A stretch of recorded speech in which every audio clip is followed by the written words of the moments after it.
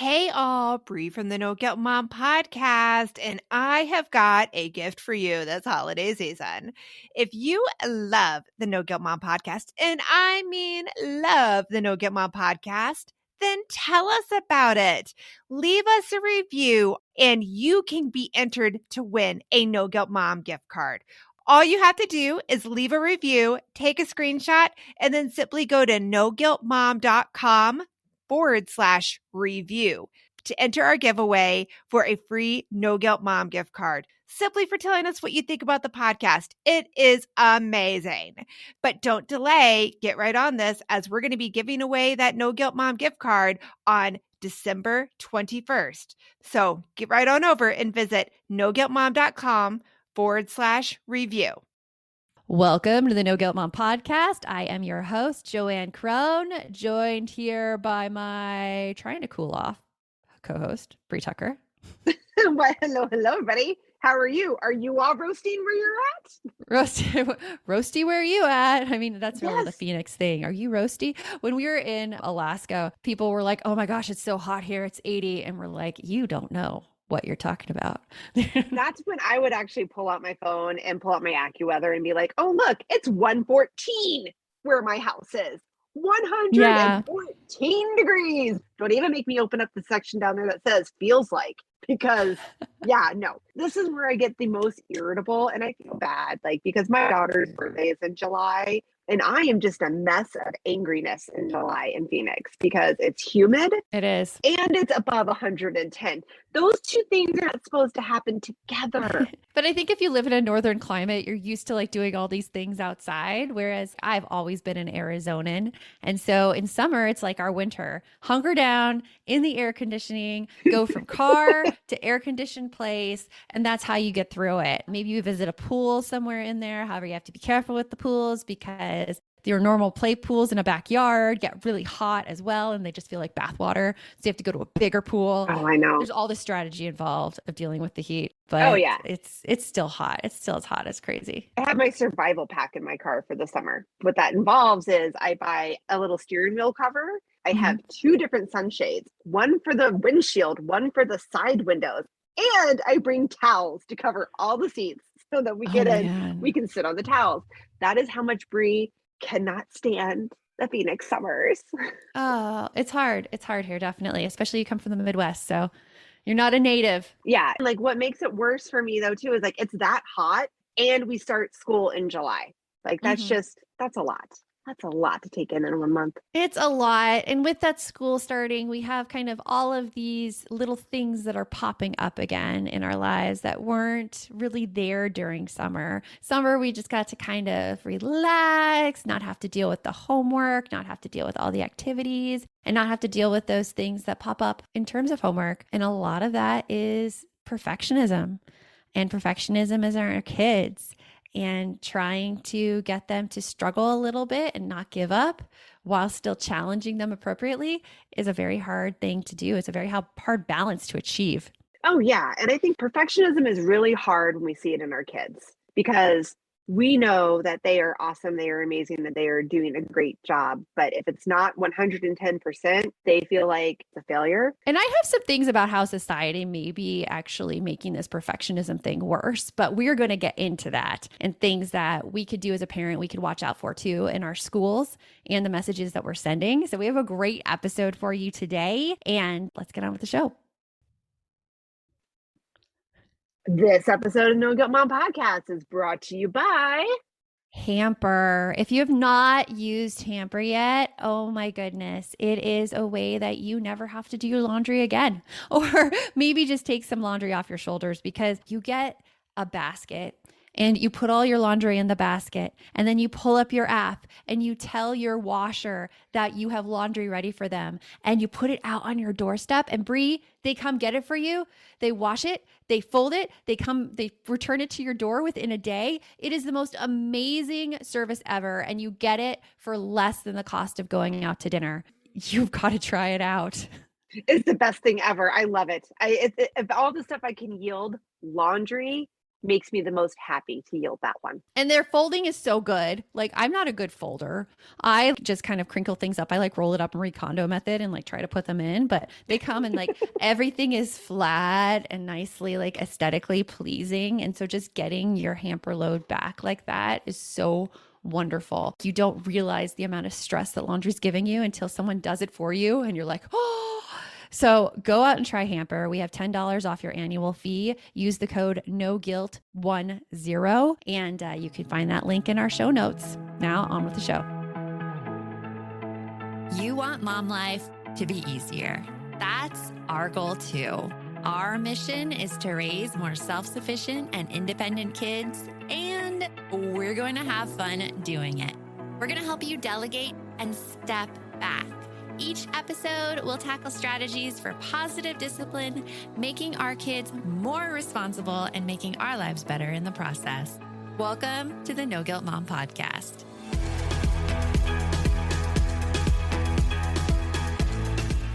So perfectionism is something that's really rampant right now, I feel, in society. And there's a lot of pressure on our kids to keep working hard, keep doing the best. And it's really, I see it's detrimental. And I see the effects of when my kids are doing homework. I see the effects in me, and just seeing it in your kids is like a heart-ripping thing. I know, right? Because you're sitting there and you know that they're doing well. You know that your kids are doing awesome. They're doing the best they can, or maybe they're just even really good at that, good at whatever it is that they're doing.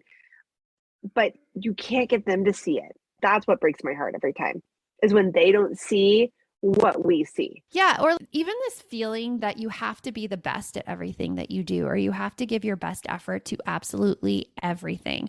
That's something that comes a lot when we talk about homework, because many parents come to me and after writing my book, Drama Free Homework, they ask, okay, but my kids, they just don't give their quote unquote best effort to all of their homework assignments. And my first question is, well, what homework assignments aren't they giving their best effort to? They're like, well, if they're like told to write their spelling words, you'll just try to get it done really, really fast, and they won't do it carefully, and their handwriting won't be great. And I'm like, wait, well, hold on. Let's hold back a little bit, because how often do we as adults give our quote unquote best effort to all the things we do?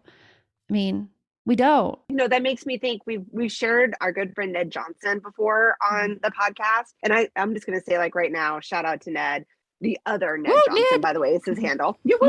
And he does amazing TikToks and reels on Instagram. And he had one like this where he was talking about that, how parents are like, we tend to give that conditional, I don't want to say conditional love, but that conditional feedback to our kids, where we're like, listen, I don't care what grades you get, just as long as you tried your best. And he says, how much pressure does that put on your kids that everything has to be best effort? And like you just said, how often do we give our best effort to everything? Dude, Brie calls it in all the freaking time. All the time. All the time. You got like, to. Yeah. And I was just saying, like, let's just take dinner, for instance. If there's not at least one or two instant parts of my dinner where it's either frozen or coming from a box, and that's not my best effort, but it's what I need to do to get through. And sometimes our kids need to, not sometimes, all the time, they need to know that you don't have to give it 110% all the time. You can't. That's like taking. You can't do it. Yeah, your cup is empty before you're even halfway through what you're doing. And you're just going to feel like a failure in everything that you do. I love the t-shirt. There's like the World's Okayest t-shirts. Have you seen these? Yes. I see like World's Okayest Barista, World's Okayest Mom. And I think that is such a really great ideal to shoot for, because not everything deserves your best effort. It doesn't deserve that attention. Writing your spelling words in nice, neat handwriting, who cares? Like, who cares? This message is sponsored by Greenlight. It is so hard to raise kids who know how to manage money. Brie, right now, my kids are all about earning money for presents. My daughter wants to get presents for all of her friends, and my son is doing a Secret Santa with his friends. Oh, I hear you. And if you're looking to raise kids that are financially responsible, we have got a lifesaver recommendation for you that you need to check out. It is Greenlight. Greenlight is a debit card and money app made for families that gives kids and teens an easy and fun way to gain financial literacy, all while giving parents peace of mind. You can send instant money transfers, automate allowance, and even keep an eye on kids' spending with real-time notifications. Meanwhile, your kids can begin their journey towards financial autonomy by learning how to save, invest, and spend wisely. So sign up for Greenlight today and get your first month free when you go to greenlight.com/NGM. That's greenlight.com/NGM to try Greenlight for free. Greenlight.com/NGM. We're hitting that time of year where my brain gets so overloaded in December that I look for anything to make life easier. And I have to say, Brie, that Green Chef is one of those services. Yes, Green Chef is there to take away the dreaded, oh my goodness, what are we going to eat for dinner tonight? You can eat clean all holiday long with over 80 weekly meal options each week, featuring things like quick and easy, protein-packed, calorie-smart, or my personal favorite, the keto options. And you don't have to lose track of healthy eating habits during the holidays because every Green Chef customer gets a free session with one of their registered dietitians who can walk you through how to make clean eating work for you, which is very cool. And I have to say that I have been loving their recipes lately. They put things together I have never thought of. This week, we're trying the lemon basil caper pork with sauteed cauliflower, bell peppers, almonds, and feta cheese, my favorite. Their recipes make it so easy to support my wellness goals without skipping on flavor. For Green Chef's best deal of the year, get $250 off with code NGM250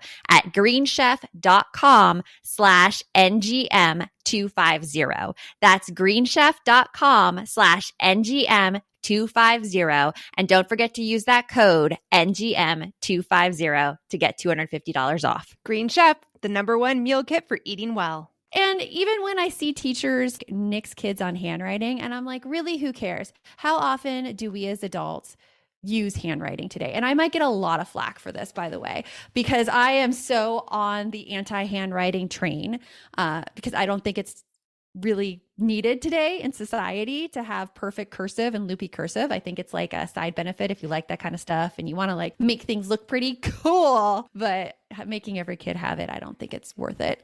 So we'll just side that right there. But it's just all this perfectionism that you have to be the best to be worth it, or you have to be the best to be worthy, or you have to be perfect to be worthy. And I think that's the message that we're getting to our kids. And I think it's so harmful. Yeah.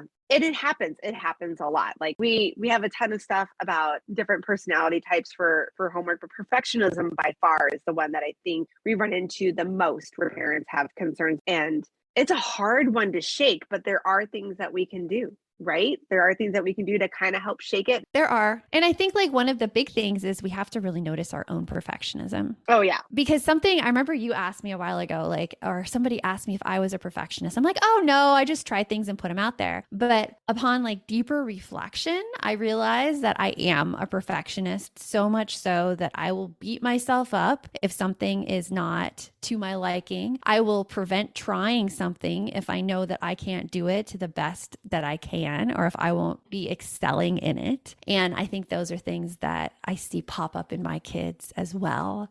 This thing that you can't be a beginner, or you can't be an amateur, or if you've been doing something for so long, it's not okay for you to not be great at it. So, okay. So I do see that. And I do think that a lot of us struggle with that as adults, wanting to be the best at things. And I totally can agree with you on that. Now, this is the funny thing about me. I think you would agree that Bree is not a perfectionist. I feel like I am a recovered perfectionist because when I was in high school and college, that's exactly where I was. I wouldn't try something if I couldn't be the best at it. And if I did do something, I was damn sure I would do whatever it took to be the best at it. And I did whatever it took to get there. At this point in time, I've had some things happen in my life that I maybe say like, okay, I need to let go of some of that perfectionism. I'm not going to be able to always have that level. And it's been hard for me to get there.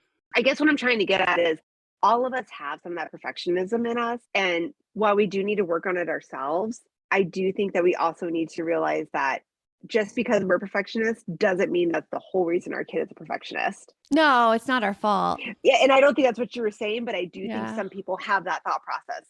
No guilt, mom. A lot of us feel guilty that like we are the ones that are making these behaviors in our kids. Mm-hmm. And it's not 100% your fault, people, if your child has this perfectionist mindset. It's not. But it's also the messages that kids are getting through school and through what they have to achieve at school, there's all of these things about, try your best, or even during state testing, which gets me really fired up, but like do your best on the test or check every answer. And my son was even telling me this thing of like, he would go through the test so fast and his teacher would be like, oh, go check your answers. And he's like, why? I gave it everything I did. Like, why do I need to go back through and figure this out again when I've already given it what I feel is my effort? But it has this message of perfection that, yes, it's good to check over things, but check over things 3 times, check over things that don't matter, things that aren't a creative endeavor, things that don't fill you up and don't fill your passion up just so you can get it correct. I don't get that. I don't get it at all. I 100% agree. And I'm going to say one thing and then I'm going to step off the soapbox. We're going to put it on the shelf and move on. But don't even get me started on high school. The perfectionism expected there and how high stakes it is now compared to what it probably was when a lot of us as parents were in high school. These college days where they are supposed to go out and like show to everybody, where they got their acceptance, where they're going, what their whole future is going to be. Like they're expected to have so much figured out. And when you get into high school now, even ninth grade, it is all about what your path is going forward. And I think that puts a lot of pressure on kids. It really, really does. It does. And especially in our area in particular, because something that is not really well publicized in the Chandler area is that we have a very high rate of teen suicides here, which is serious. And it's all due to the pressure on kids. And they're usually very high performing kids. And it's something that we are doing them a disservice to when we're putting all these expectations of having your future figured out when you're 13. Like, you can't have your future figured out when you're 13. You can't do that. Like, why aren't we encouraging kids to like find what they're passionate about instead of like trying to find like a 4.0 GPA? Right. I am going to say this, the mental health issue for kids that are in high school, which again, like we're not just going to focus on high school people. So please don't turn away right now. But this is definitely something to be visited. I think it's part of a larger problem though. Things that are like working kids up to that. It is. You're right. 100%. Like there are things that you build up to it. And it is a problem throughout the whole country in the US for sure. There definitely is a mental health crisis happening, especially with our teen population. Like you said, in our personal community where we live in the Phoenix area, we personally know that there are some school districts that struggle a lot with it, and there are parents trying to work together to make that better. But if your kid isn't on this like accelerated path, it's almost like you're either accelerated and going to do perfect at everything, or you're just going to be subpar. Like you said, giving them a chance to figure out what they're passionate about, what they want to do, that's almost considered subpar, I think, in a lot of the schools, right? Because like you said, no, you have to know what your path is. And I have a story of 2 kids going on in my household right now. My oldest knows, or at least thinks he knows, exactly what he wants to do. So going into high school, he was like, this is the path I need to take because I want to get this many courses and this many credits done going forward. And I'm like, that sounds great. I'll support you in whatever you want to do. I'm glad that you know what you want to do, but be open to other things. Promise me you'll at least be kind of open. And then I have my other child who's starting high school this year. And she's like, I don't know what I want to do. Let's do photography. Cool. Let's do dance. I don't know. I'll figure it out. Which I think is wonderful. And I think Yes. it's great to explore all the things. I think that being a kid is when you should explore. Being an adult is when you should explore. You should never stop exploring what makes you happy. And I think that's when we look at perfectionism, we look at our own perfectionism, we look at our kids' perfectionism, we fall into this identity crisis where we try to define ourselves based on what we've always done instead of trying to explore and look more to what would make us happy. And when we're looking at perfectionism, that's really what it is. It's instead of looking to see what makes others happy, what gets us to tick all the boxes off to like light them up. Instead, what makes us happy? What do we want? What do we value? What could we do less of that doesn't fill us up? And so when we talk about homework in school, I think it's a tight rope that kids are walking, even in elementary school, because it's all about kind of ticking off boxes and things that don't matter in the long run. Yeah. So just getting kids off of that train. Yeah. So I think like one of the biggest things for perfectionism is, and this is something else I got a lot of flack on too, Brie. I did a video on Instagram about this and they're like, what? Really? Especially when it comes to homework. if kids are really, really melting down about homework, if they are struggling, if they are trying to make it perfect, you just take the homework away and you're like, you know what? Don't worry about this right now. And let the teacher talk with them the next morning. And like there was this big backlash about, oh, why don't you Oh, yeah. support your kids' education at home? And Yes. I can't believe you. We support teachers 100%. And I'm like, guys, that's not what this is about. This isn't about not supporting teachers. Right. I think, and okay, so I have to throw this in there as a non-teacher individual, right? Like we both have a background in education. Mine was in the really little preschool. So we didn't have homework. But I can tell you that a lot of us have this mindset that because the teacher assigned the work, it's important to the teacher and it has to be done. And you have the unique perspective of having been a teacher, and you know that that's not the case. Oh my gosh, sometimes our district had this huge, this stupid rule. I'll just call it a stupid rule that you had to assign 30 minutes of homework every night.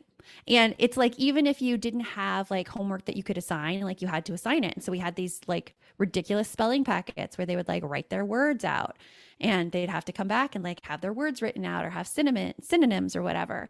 And it wasn't until my math coach, who is a much more experienced teacher, who had been in the classroom before No Child Left Behind, which was the rule about passing state tests, that she's like, wouldn't this make you mad getting this as a homework assignment and having to do it? And I'm like, you know what? It totally would. This is worthless. And so a lot of teachers are under that expectation from their districts that they have to assign homework. And you kind of get away from the like real benefits of homework that way. And so when you look at your child and you look that they're not succeeding and they're struggling, it's really that indication that you could have that discussion with the teacher and ask them and be like, hey, like this homework isn't working for them. Like, can we talk about this? And start off the conversation like that. The teacher is not the be all end all. They are there with you as a professional and you work together. Hey, Aubrey here, and I wanted to share one of my favorite gifts to give during the holiday season, a Storyworth book. It is the most amazing gift ever. Storyworth is an online service that lets you create a special and unique gift of someone's story. I've given Storyworth books to both of my parents, and it has been their favorite gift, hands down. And did I mention it is so easy? Storyworth emailed my parents questions every week that I handpicked from their massive list of questions that they have. All my parents had to do was open their email and answer them. That easy. I asked my dad questions like, did you have any rules that you set for yourself as a parent, which you immediately broke? And he did. I even asked both of my parents, are you more like your mom or your dad? And they shared a lot of really amazing qualities that I didn't know about my grandparents at the time. Then at the end of the year, Storyworth compiles all of their answers, puts them into this gorgeous book that covers everything. My parents love showing us their books, and I personally love getting a chance to read them. With Storyworth, I am giving those I love a thoughtful and personal gift from the heart that preserves their memories and stories for years to come. Go to storyworth.com/NGM and save $10 on your first purchase. That's storyworth.com/NGM to save $10 on your first purchase. My son is playing a game right now on his computer where he's a thief and the cops are after him. So I'm so excited about this new app, Give As We Grow, where instead of being the quote unquote bad guys, kids are practicing giving back. That is so cool, Joanne. I really wish that there was something like this when my kids were younger that got them excited about giving back to others and helped them build a better understanding of what it really means to volunteer. Give As We Grow is the first of its kind free educational mobile app for children ages 8 to 11 that teaches kids via fun, service-focused minigame quests to tap into their unique talents and interests to help others. And did you know that studies show that there is a biological connection between generosity and happiness, and that volunteering improves people's physical and mental health? I mean, kids who volunteer typically do better in school and are less likely to engage in risky behaviors. And that is something that I think we all want for our kids. Ready to spark a new movement in generosity? Find and download Give As We Grow for free in the App Store for Android and iOS. And for resources for the whole family, visit giveaswegrow.org. Right. And the big point that you're making there that I think that we all have to be able to hear is that we're not saying that homework isn't important and that you can blow it off all the time and show your child that you don't care about homework, they shouldn't care about it. What we're saying is if it's causing that much emotional turmoil for your child, for your family, for your household, because of the work that they're doing, take a step back, let your kid know that you can take a break, because we do that all the time, right? Isn't that a huge piece of emotional regulation? Knowing when to take a step back and giving yourself a breather, but then also showing your kids the next step. Okay, we're not just going to take a step back and not do it and just go, forget homework. We're going to take that next step. We're going to reach out to your teacher and let them know what's happening. And then we're going to work together as a team to figure out what's going on. Because the teacher will let you know, hey, although that assignment was really important for your child because X, Y, Z. But if that's causing too much stress, let's try it this way.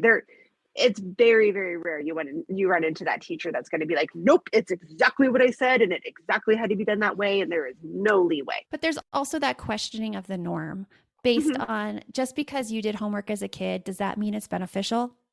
It doesn't. Right. In fact, like, US schools didn't even have homework until they were really trying to compete against the Soviet Union in the 1950s, and they started ramping it up. And it was all like, it actually started during like the First World Wars, where they started assigning more homework to kids, hoping that would make their workforce more like war ready and bigger competition. And it also saw the rise of mental health problems. Oh, fabulous. There's a lot. I mean, there's a lot in there. So it's always questioning the norm. It's looking at your kids. It's seeing how they're doing, and it's figuring out how you can best work together so that you get them on a good path, not make them fit in a box. Yes.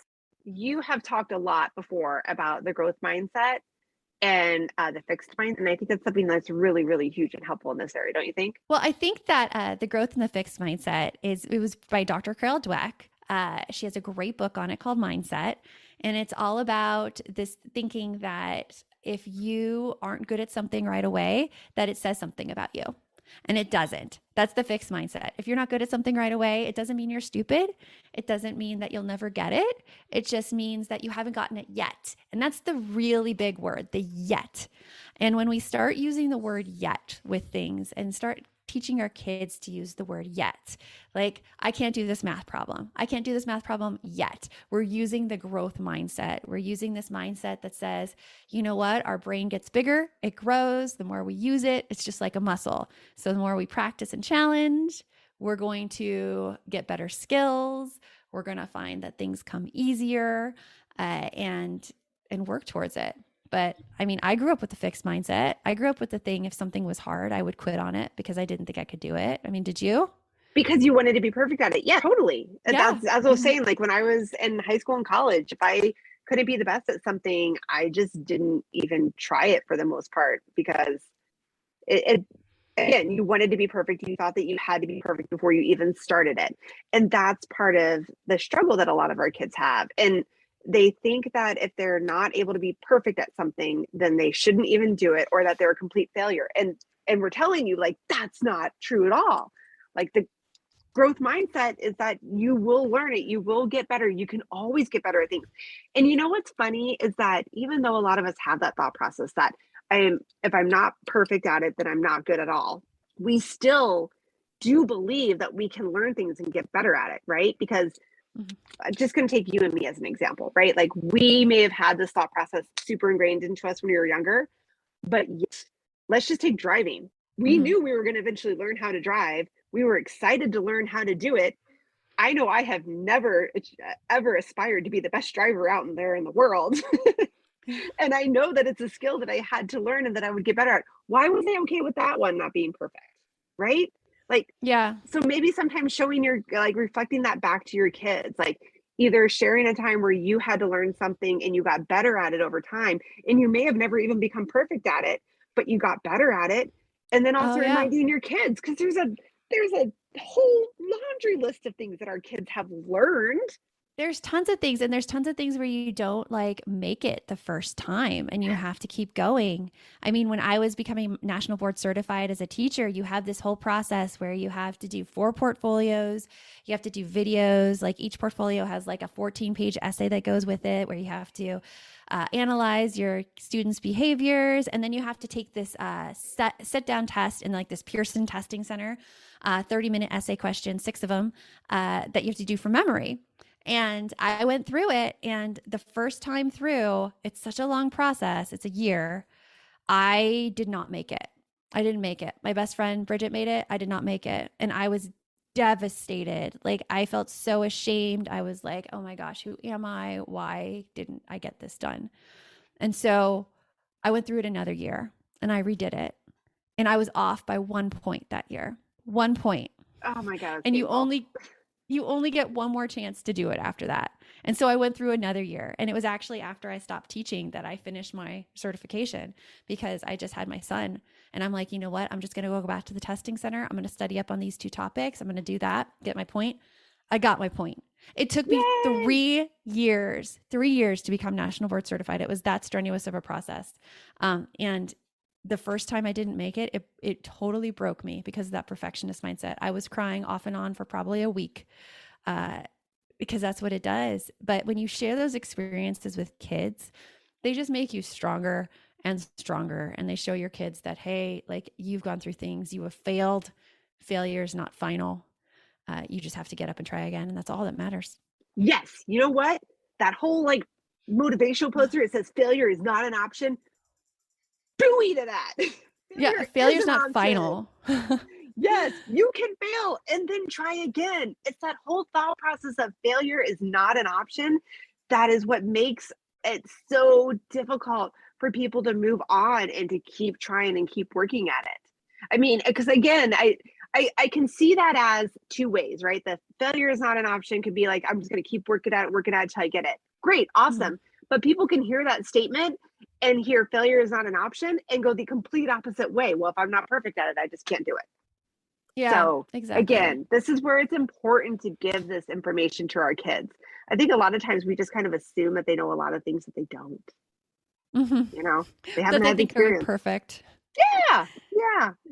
And I would even push you out there if you're listening to this. If you haven't failed at something recently, you may not be pushing yourself hard enough to do like scary things. And I'm not talking about things like failing at like decluttering your home or failing at organizing. I'm talking about things that are really meaningful. Because I think as women, we tend to hide behind some of those goals that we think make us an ideal parent, of having those home cooked dinners, of having that decluttered house. And that's really not where the passion lies and what we want to be doing and what we want to be showing with our kids. So if you have something that you're passionate about right now that you are not pursuing because you are scared that you will fail, let this be a push. Because when you try to accomplish huge things that mean a lot to you, that like rip your gut out inside, that thinking that you may not make it through, that is when we really show our kids how to conquer the perfectionism. Yes, exactly. Hallelujah. Perfect. And I want to end us on a high note. I think that is a perfect spot to suck her up. You can't get better than that. Go out and be passionate, people. Go out, be passionate. Find what you can do. Show your kids you don't have to be perfect, and it will speak volumes to your kids. So remember, the best mom is a happy mom and a passionate mom. Take care of you, and we will talk to you later. Thanks for stopping by.